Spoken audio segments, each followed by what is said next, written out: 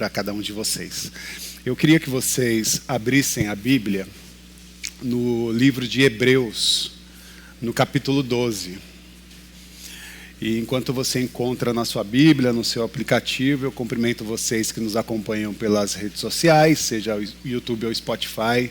Seja muito bem-vindo e bem-vinda, que essa mensagem fale ao seu coração e que você também possa compartilhar com seus amigos e familiares essa mensagem, sabendo da importância e do impacto que, assim como nos atravessa, pode também atravessar tantas outras existências. Seja muito bem-vindo. E que esse tempo seja precioso para todos e todas nós. Mais uma vez, eu queria, antes da leitura, você que está aqui presente, que desse uma olhada assim na pessoa que está do seu lado. Faça uma breve observação. Olhadinha aí na pessoa que está do seu lado.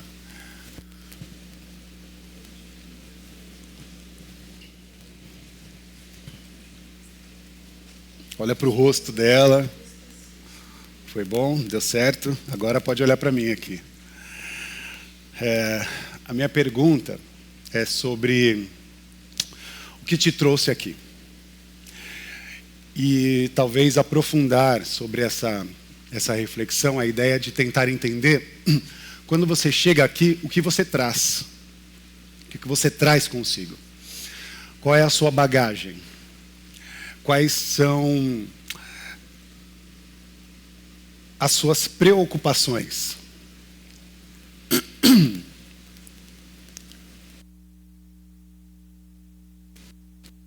Quando falamos de bagagem, logo entendemos como um peso, né? Então, qual é o peso da sua semana, do mês? Qual é o peso que você traz ao chegar aqui? Qual é a sua bagagem? Qual é a poeira, né, que eu gosto também de usar? Quando você chega aqui, que poeira que você traz? Fazendo uma alusão com a experiência de Moisés no deserto, quando se encontra com Deus, naquela referência da sarça que ardia e não se consumia. Deus fala, Moisés, não tire as sandálias dos seus pés. Antes de adentrar nesse lugar, tira as sandálias dos seus pés, porque esse lugar que você vai sentar é terra santa. Essa experiência de diálogo de Deus com Moisés é a mesma experiência que Deus faz conosco. Tire a sandália dos seus pés, é olhar para os seus pés, é olhar para a sua trajetória. De onde você vem, quais são as suas cargas, que tipo de poeira você traz para esse lugar. E é em cima dessa reflexão, desse pensamento, dessa ordem, que eu gostaria de fazer essa leitura de Hebreus 12. Apenas um versículo. Porque seja qual for a carga que você tem trazido a esse lugar, você é muito bem-vindo e bem-vinda. E você está exatamente no lugar que deveria estar. No texto que nós vamos ler hoje, em Hebreus 12, versículo 1, diz assim: portanto, uma vez que estamos rodeados de tão grande multidão de testemunhas, livremo-nos de todo o peso que nos torna vagarosos e do pecado que nos atrapalha, e corramos com perseverança a corrida que foi posta diante de nós. Amém? Consagre o seu coração e mente ao Senhor nesse momento. Querido Deus, eterno Senhor, nós te louvamos. Exaltamos o seu nome por tudo que fizeste aqui nessa manhã. Pedimos que a sua mensagem fale aos nossos corações, assim como falou no momento da abertura, das canções, dos diálogos e das conversas, dos encontros que foram proporcionados aqui. Ajuda-nos a compreender a sua vontade, a sua voz, ao nosso coração. Nós queremos aprender contigo. Esse é o nosso pedido, com profundo agradecimento, em nome de Jesus. Amém. Amém. Esse versículo, ele fala de corrida, né? Ele, obviamente, não está falando de uma corrida qualquer, mas fala da corrida da nossa vida. Fala do nosso corre. Fala a respeito da nossa jornada de vida. O apóstolo Paulo também, sempre muito preocupado sobre a questão da corrida do cristão, ele também relata a experiência que o cristão tem de desenvolver na sua caminhada uma certa maratona de fé.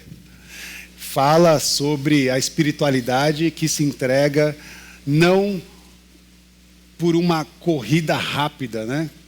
Quem é de corrida, quem sabe das corridas de rua, né? Sabe que nós temos as corridas de 5 quilômetros, de 10 quilômetros, de 15, e a maratona são quantos quilômetros? 42 quilômetros. E é claro que a preparação para uma corrida de 5 quilômetros e para uma corrida de 42 quilômetros é totalmente diferente. E gosto da ideia de analisar a fala do apóstolo Paulo de uma maneira contemporânea, quando nós falamos que a nossa fé é instrumento de uma jornada muito parecida com uma maratona. É uma maratona de fé que nos é alertada pelo apóstolo Paulo como a vida cristã, que quando ele diz que não é uma corrida de 100 metros, mas é uma maratona, em que exige para nós um preparo, um fôlego, e também uma leveza necessária. Sobretudo, uma habilidade que nos é imposta, que é se livrar de todos os pesos e de todas as cargas, para que essa trajetória seja possível de maneira leve. Eu não sei se você já teve a experiência de fazer uma corrida de rua, eu tive, e eu corri com o celular na mão. Chega uma hora que o celular parece que fica mais pesado. Por conta do cansaço e do desgaste daquela corrida, qualquer tipo de acessório se torna um peso. Fazendo uma analogia dentro dessa reflexão, é necessário para nós a possibilidade de nos livrarmos de todas as cargas, de todos os excessos de peso que nos atrapalham a corrida. E é por isso que eu gostaria mesmo de conversar com vocês a respeito desse lugar. Falar sobre leveza, e leveza para a gente continuar, para a gente poder prosseguir. O primeiro ponto que a gente leu no texto traz uma observação muito focada nesta nuvem de testemunhas, ou nesse grupo de testemunhas. E é por isso que eu fiz esse exercício de você olhar para a pessoa do seu lado. E também, de certa forma, fazer um olhar ao seu redor. Porque, de alguma maneira, nós estamos diante de uma multidão de testemunhas. Pessoas que testemunham a nossa trajetória. Pessoas que nos observam. A partir da experiência enquanto comunidade, nós nos observamos. Conhecemos a história, aos poucos, de uns e dos outros. E nesta reflexão, pensamos que o autor de Hebreus nos diz que nós estamos rodeados, né, de tão grande multidão de testemunhas. E quem são essas testemunhas que o autor de Hebreus está dizendo? Se você fizer uma análise no capítulo 11 de Hebreus, você vai observar que ele fala dos heróis da fé. Ele coloca ali à disposição de uma observação do hall da fama da fé. Ele indica que existe uma galeria desses heróis da fé, e aí ele vai nomeando e falando um pouquinho da experiência de cada uma dessas pessoas, desses autores bíblicos, né, desses personagens bíblicos, e por que eles estão nessa galeria de heróis da fé. E ali você tem uma sequência de nomes, de pessoas, né, como Abel, como Enoque, como Noé, como Davi, como Sara, como Moisés. Então, heróis e heroínas que habitam nesse hall da fama. Então, Gideon, Raabe, Samuel, são muitos nomes, né, que estão nessa lista, mas essa lista não está completa. é necessário pensar que você é parte dessa lista. Pensar que a sua própria presença é a possibilidade, ou dá a possibilidade de ser testemunha desta grande relação desenvolvida com a fé. E também observar, além de nós como testemunhas, quem são os personagens que testemunharam a nossa trajetória. Quem são aqueles e aquelas que vieram antes de nós. Aqueles e aquelas que podem ser reverenciadas ou percebidas como os nossos antepassados. Pessoas que prepararam o caminho, que lutaram em favor de cada um de nós. Na minha experiência de paternidade, hoje eu tenho dedicado uma porcentagem absoluta para a vida de um bebê, de uma pequenina criança. E quem é pai sabe o esforço, né, e a dedicação. A mãe, né, as mamães sabem o esforço e a dedicação que é aplicado ao cuidado dessas crianças. E o quanto nós negamos, né, da nossa existência para abrir caminhos e possibilidades para aquela criança crescer de uma maneira, né, protegida, saudável e com acolhimento, com amor. É dentro desse processo que nós também precisamos observar não só a nossa identidade posta dentro dessa dinâmica, mas que nós somos fruto dos nossos antepassados, do cuidado deles e delas. Alguém que lutou por justiça, por um lugar ao sol, por um lugar, né, de dignidade para cada um de nós. Eu sempre, quando faço esse movimento, observo os meus ancestrais, os meus pais, os meus avós, e a dedicação que eles aplicaram para que eu pudesse chegar onde cheguei, para que eu pudesse estar onde eu estou. Então, ter essa sensibilidade de perceber quem são os atores que participaram dessa trajetória e que nos colocaram no mundo e nos deram, né, possibilidades para analisar a nossa presença no mundo, seja de maneira objetiva ou até desafiadora, porque pode ser que as pessoas que cuidaram de nós não dedicaram, né, todo o cuidado que nós precisávamos, mas nós aprendemos com elas, seja na dor ou seja no cuidado específico, né? Existe a possibilidade de perceber que houveram pessoas que são anterior a nós e que nos proporam caminhos de luta, né? Que pessoas que se esforçaram para nos tirar do cenário dos marginalizados, né? Pessoas que se esforçaram para nos colocar num lugar de cuidado e de proteção. A minha memória é levada, na minha relação específica, às mulheres pretas da minha família.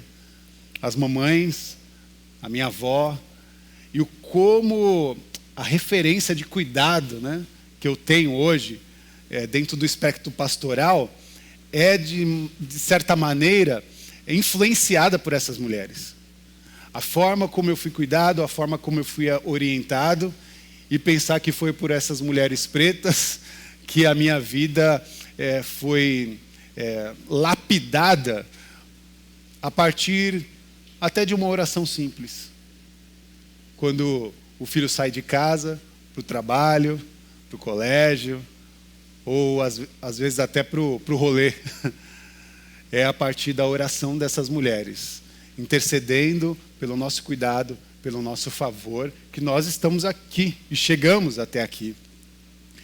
Ato de amor, ato de resistência. Não tem como nós analisarmos a nossa presença na existência como só meros espectadores da realidade. Eles e elas foram os nossos guias, a nossa nuvem de apoio. Eles que nos olharam, eles que nos deram força, foram elas que nos deram a possibilidade de correr uma nova corrida, foram elas que sussurraram, né, a fé no nosso coração, no nosso pensamento, nos deram a possibilidade de continuar, nos deram a possibilidade de ter uma corrida longa e também de observar que vale a pena viver uma vida ou fazer com que a vida valha a pena para ser vivida. O segundo ponto é o peso. Se nós analisamos no primeiro versículo que existe uma nuvem ou uma esfera de testemunhas que abriram caminho para a gente atuar na realidade, existe também a questão levantada sobre o peso. E o peso aqui do autor não é o pecado, necessariamente. Mas eu acredito que ele está falando desse acúmulo. Porque ele diz assim no versículo: livremo-nos de todo o peso que nos torna vagarosos e do pecado que nos atrapalha. Você percebe que aqui o autor faz uma distinção de uma coisa e outra, mostrando, a partir dessa importante distinção, que há o pecado, que é o que nos enreda, é o que nos deixa, é o que nos derruba, o que nos fragiliza. Então há o pecado, mas há o peso também. E o peso aqui não é necessariamente o pecado, porque ele observa e faz uma distinção, porque ele está dizendo aqui muito dentro dessa relação dos acúmulos. Porque o peso é o que acumula, é o que nos torna vagarosos, é o que nos deixa lentos, é o que nos deixa sem fôlego. Uma vez eu compartilhei com vocês a história de um barco, e sobre essa relação que é muito real, ela acontece dentro da perspectiva de quem trabalha no ambiente da navegação.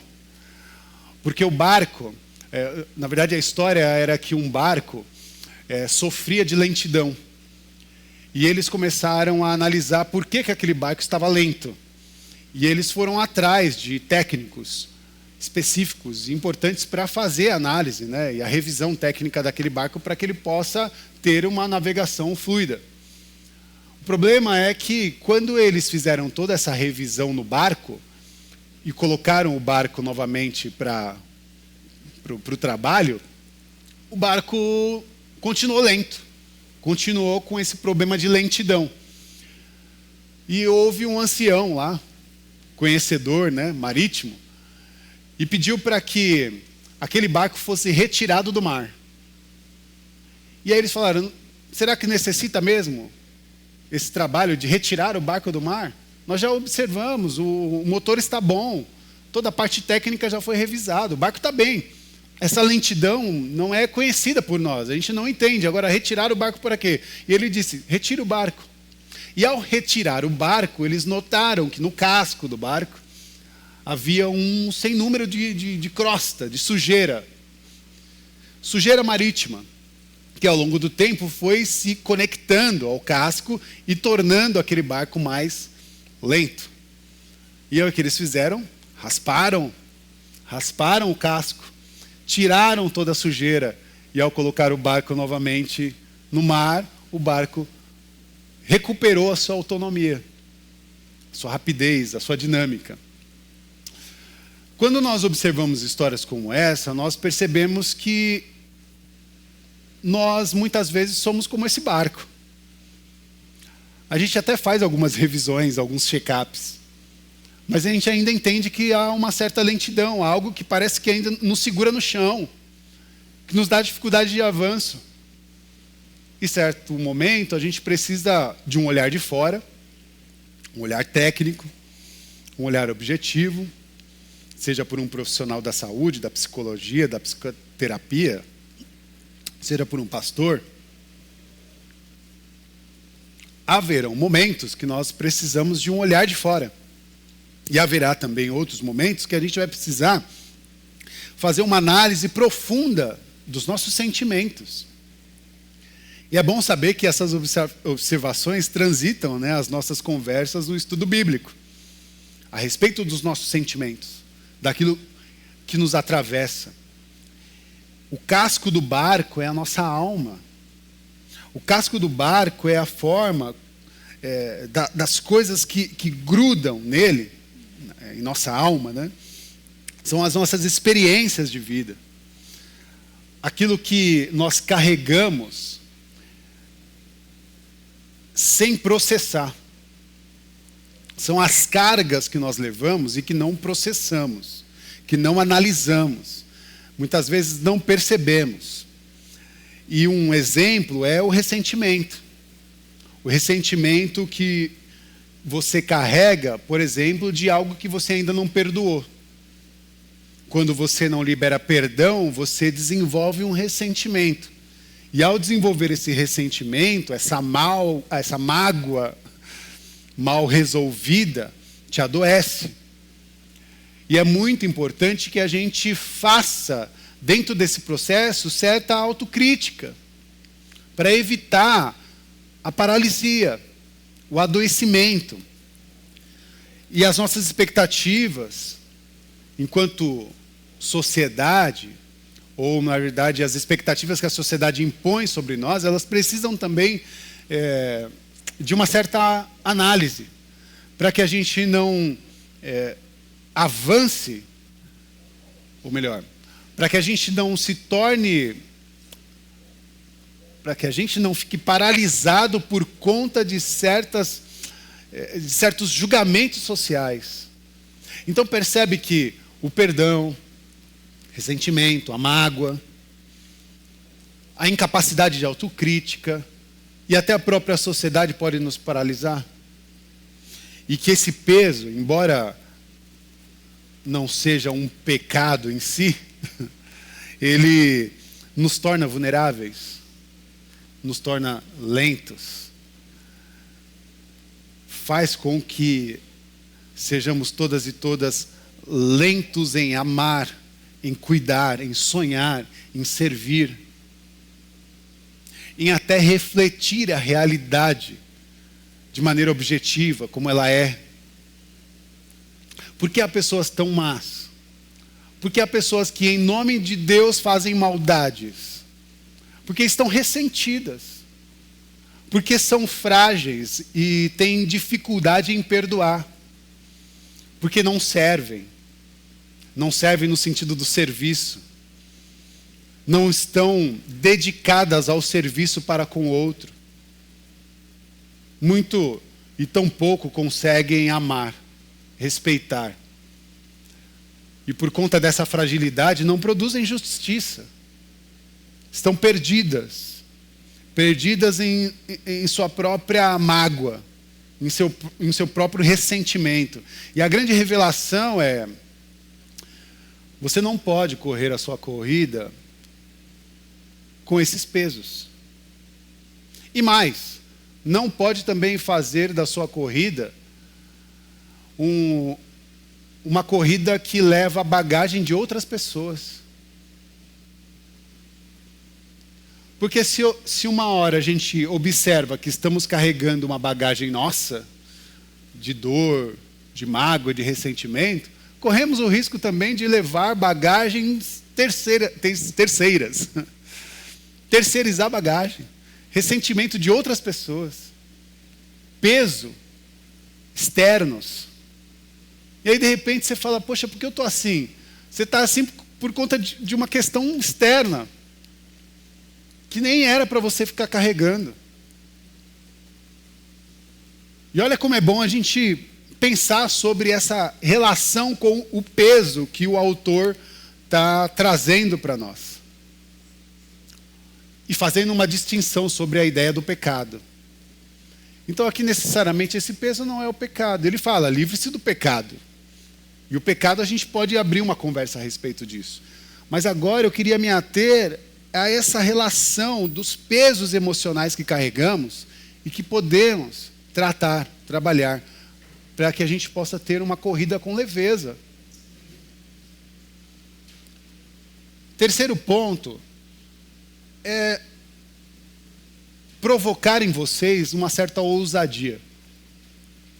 E essa ousadia de se encorajar em raspar os cascos.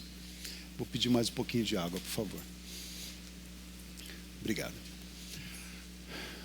A ousadia e a coragem de raspar o casco, de tirar a sujeira, de tirar a sobrecarga.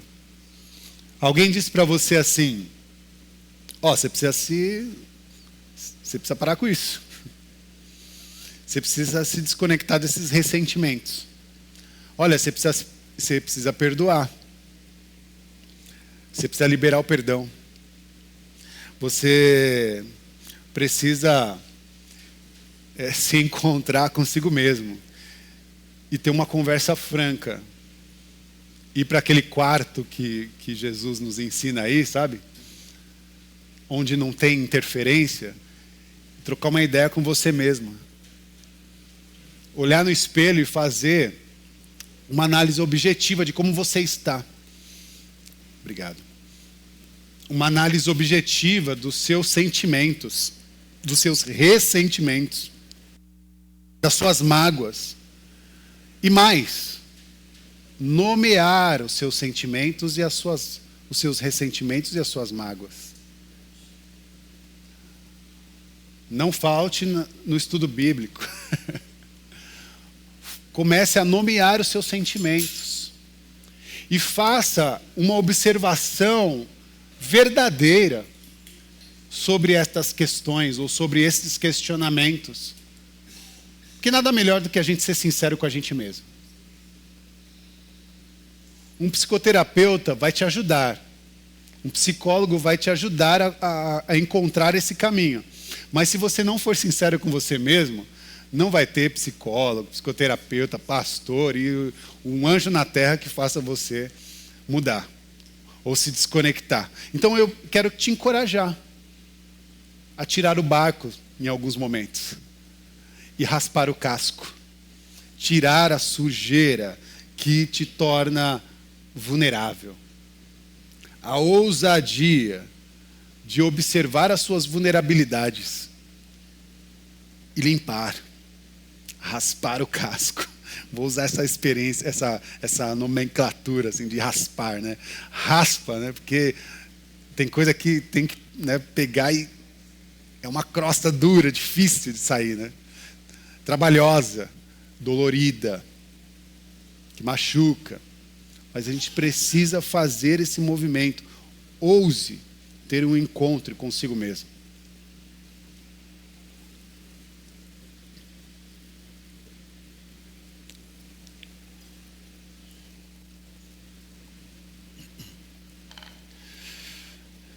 Fazer esse movimento é um ato profético. Fazer esse movimento interno de autocrítica, autoexame, é um movimento profético, sim. É um movimento em que você se torna uma pessoa corajosa em ousar, muitas vezes, por exemplo, perdoar. Não é fácil perdoar, não, gente.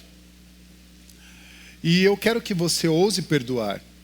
Mas não perdoe o outro com o objetivo de livrá-lo do que ele fez. Não perdoe o outro ou outra com o objetivo de livrá-la do que ela fez, do que ela cometeu. Porque o perdão não é para livrar o que foi feito, o que a pessoa fez. Não é para livrar, mas é para a gente se livrar do peso e da carga daquele ressentimento que foi provocado. Vocês estão comigo? A gente não perdoa para dar imunidade para quem nos violentou. A gente perdoa para a gente se livrar dos ressentimentos, das machucaduras que nos abateu. Então, perdão é para isso. O perdão é a capacidade de fazer com que todo ressentimento seja dissipado, porque o ressentimento é uma âncora, né? Que nos prende. Então, perdoar não é esquecer. Perdoar é lembrar, sem emoção. É lembrar do que te abateu, mas não ter mais aquela emoção que te adoece, que te fere, que te machuca, que te aprisiona. É se livrar daquele peso para que você possa continuar a sua corrida. Ousadia para perdoar. Ousadia para sonhar de novo. Porque chega um momento que a gente está tão machucado e pesado que a gente não consegue mais sonhar, gente. A gente não consegue mais sonhar. A gente vive a apatia, né? A incapacidade de olhar o futuro e ter esperança. É a alma tão machucada que desistiu de crer, desistiu desistiu da vida, desistiu de propor algo diferente, desistiu de mudar, ou de tentar mudar. Então a ousadia e o encorajamento para você voltar a sonhar. Para você se levantar e ousar sonhar um novo sonho. E quem sabe, nesse processo, orar a Deus para que você possa estabelecer uma conexão com os sonhos de Deus para a sua vida. Porque não há nada melhor do que a boa e perfeita vontade de Deus alinhada com os nossos sonhos. Não sonhe mais o sonho de outra pessoa. Peça para o Senhor te dar um novo sonho. Peça para o Senhor te dar um sonho que te dê sentido para viver. Que te dê vontade de viver. Que te dê vontade de continuar a corrida. Que te dê sentido para a vida. Peça para que o Senhor te dê essa vida possível, te dê esse dom, que é amar viver e o desejo de continuar. Outra coisa, outra ousadia. Ousadia para lutar. Porque a nossa vida também é luta. A teologia da libertação, e tanto a teologia da libertação como a teologia negra, vai dizer que a fé é um ato de luta contra toda a opressão. E nós estamos nessa dinâmica enquanto comunidade. Nós falamos da nossa espiritualidade, mas nossa espiritualidade ela não está no campo da ideia, não está no campo da fantasia. A nossa espiritualidade está no chão da realidade, da vida. É por isso que na abertura da nossa reunião foi questionado sobre esse ponto. Quando nós olhamos o contexto de mundo, Brasil, nós olhamos o sofrimento abatendo povos, sociedades e também o nosso povo. E é por isso que as pessoas vão à rua indignadas por tudo que está acontecendo. Porque a sede dessas pessoas é por justiça, é por dignidade, é por libertação de todas as opressões, é por recuperação de no nosso caso, um país mais democrático, mais igual, mais digno para a nossa sociedade, mais amável, possível. É dentro dessa trajetória que nós nos encorajamos a ter uma ousadia de lutar, de ir à luta, de refletir e pensar a respeito de assuntos difíceis de conversar, como nós faremos agora às 15 horas. Numa reflexão profunda de uma trajetória que abate fé, política e religião. Que campo minado esse, hein? Difícil de discutir, mas nós precisamos ser corajosos para discutir assuntos difíceis.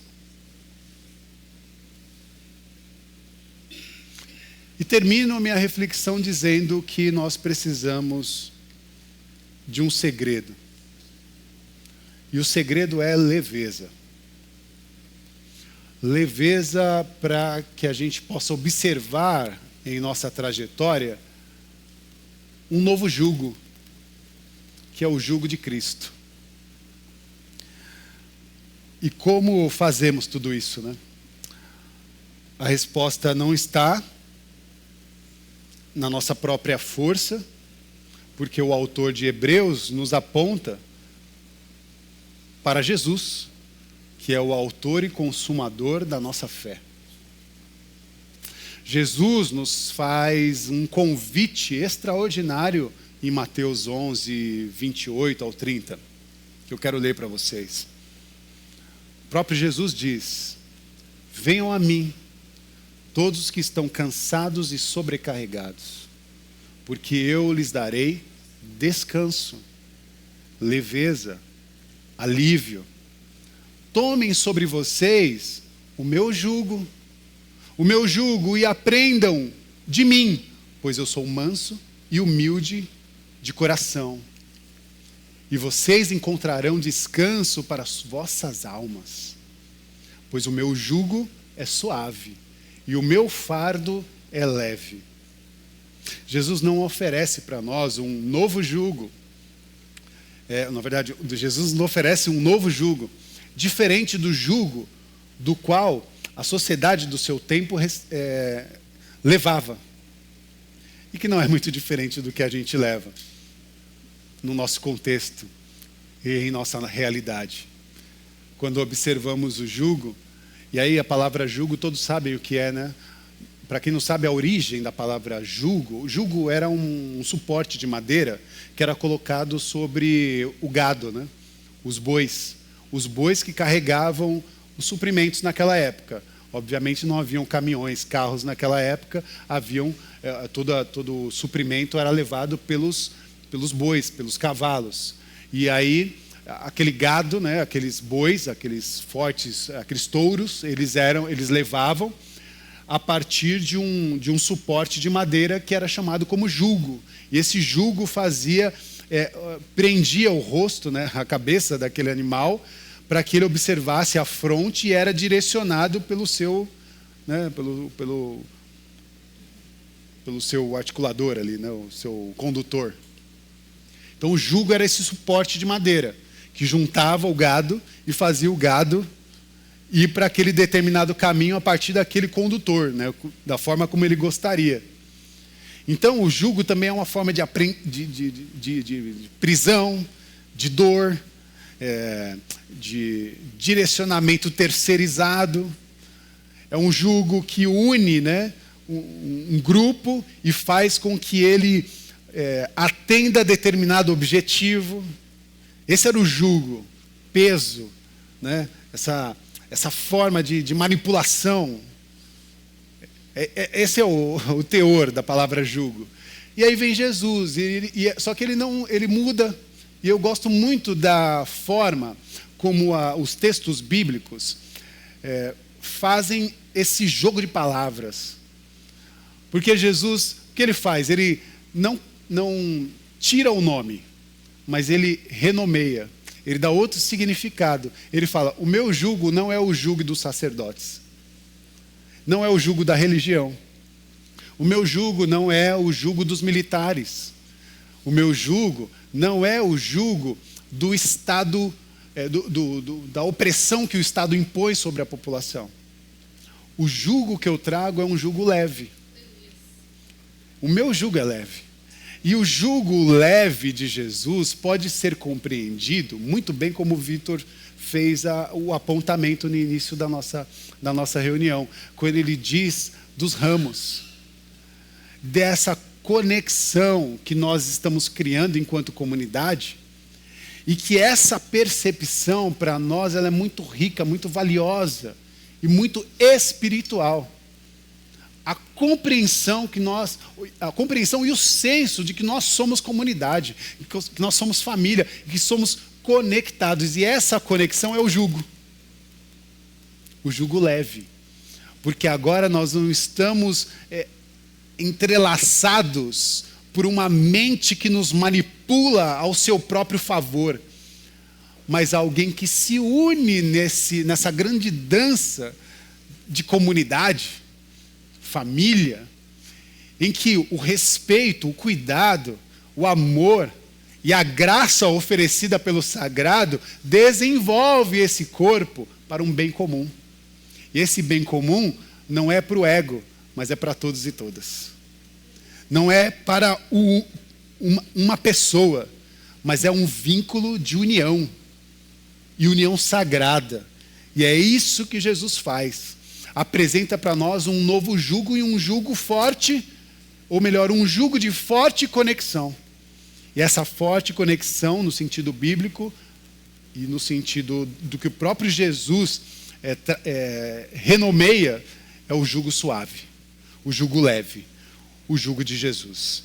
Ele não nos promete, obviamente, uma vida sem luta, mas ele nos promete uma vida em que nós não vamos lutar sozinhos. E isso é extraordinário. Ele diz, olha, haverão lutas. E haverá sofrimento, sim, dificuldades. Haverá momentos que você vai se sentir leve, livre de todos os pesos e sobrecargas. Mas haverá momentos que você vai se sentir cansada e sobrecarregada. Mas você também ouvirá a minha voz dizendo, vinde a mim, todos vós que estáis cansados e sobrecarregados, porque eu vos trarei alívio. Alívio.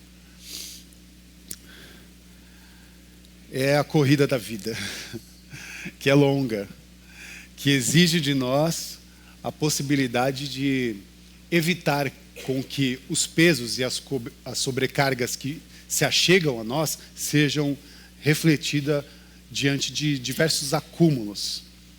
Que Deus possa refletir em nós a possibilidade de nos encorajarmos para uma trajetória de leveza, em que toda a comunhão criada dentro desse coletivo sagrado seja instrumento de salvação e de livramento da opressão que quer nos atravessar.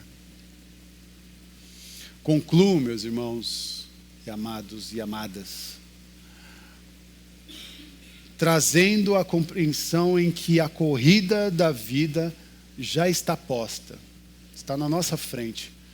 E a realidade não pode ser observada de uma maneira fake, fantasiosa. A gente precisa encarar a realidade como ela é.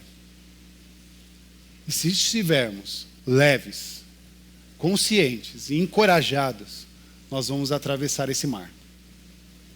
E mais, vamos pisar em terra seca. Todos os nossos perseguidores serão dissipados, porque Deus continuará cumprindo com aquilo que Ele prometeu, com o seu cuidado, com a sua nutrição, com o teu abraço protetor e com a sua generosa capacidade de nos dar sabedoria para seguir, para continuar diante de uma terra prometida. A terra do Shalom. O Shalom que é o bem de tudo para todo mundo. Para todos e todas. Que nós possamos, enquanto comunidade, enquanto igreja, família, desfrutar do Shalom de Deus para tudo e para todos nós. Em nome de Jesus. Em nome de Jesus. E aí eu perguntei lá no começo, né? O que você trouxe quando você chegou? O que você carregou até aqui, nessa manhã? Você que nos acompanha pelas redes, o que você trouxe para essa reflexão? Quais são as sobrecargas? Quais são os pesos? Quais são as cargas? Qual é a poeira que está na sua sandália? Essa foi a minha primeira pergunta. Agora eu encerro fazendo mais uma pergunta. Você pode tirar toda essa sobrecarga, essa poeira e deixar aí? Vamos deixar aqui hoje, para a gente continuar. Vamos retirar toda essa sobrecarga, esse peso, essa poeira,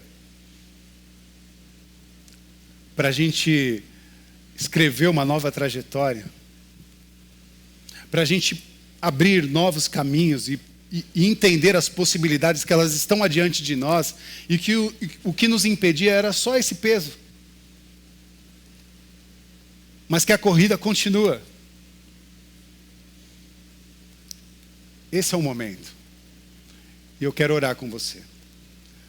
Se possível, com seus olhos fechados, eu gostaria que você deixasse em oração todos os vossos ressentimentos, toda a mágoa, toda a apatia, toda a incapacidade de autocrítica. Porque é nessa esfera que Deus fala assim: tira a sandália dos seus pés, porque eu estou te oferecendo agora um terreno santo. Agora, onde você vai entrar é terra santa. E entenda essa terra santa como o ambiente em que eu te ofereço cuidado. O ambiente em que eu te ofereço a possibilidade de recuperação. Confia no Senhor, porque Ele vai, nesse movimento, raspar o casco. Não estou dizendo que vai ser fácil, mas Deus está dizendo: deixa eu cuidar de você. Deus está dizendo: deixa eu proteger você e o meu povo. Você pode confiar em mim? Que Deus possa te dar essa ousadia de ser, diante dele, vulnerável. Em tempos que está todo mundo querendo chegar para Deus e dizer: olha, eu sou uma grande liderança, eu sou poderosa, poderoso, eu tenho muita sabedoria, eu tenho capacidade, Deus, olha aqui, me usa. Deus está falando: não estou preocupado com isso, eu estou preocupado com os vulneráveis. Eu quero receber nesse lugar santo gente que se descama, que vai se despindo das suas vulnerabilidades, das mentiras que foram contadas ao seu respeito e até aquelas que você criou para si mesma. E é diante dessa vulnerabilidade que eu quero atuar, para que você se entenda toda suficiente na suficiência do que o sagrado te entrega.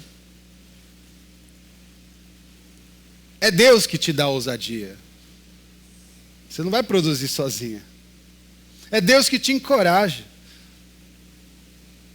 É Deus que te encoraja para perdoar. É Deus que te encoraja para sonhar. É Deus que te encoraja para ter uma fé que te impulsione para o caminho da vida, da justiça, da misericórdia, da luta. Que Deus nos abençoe, meus irmãos. Aleluia. Que Deus nos abençoe.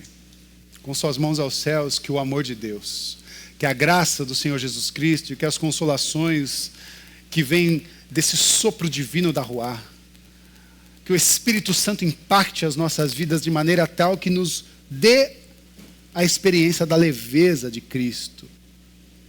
Que a leveza de Cristo esteja sobre a vida de cada um de vocês. Em nome de Jesus. Amém, amém e amém. Que Deus nos abençoe. Glória a Deus.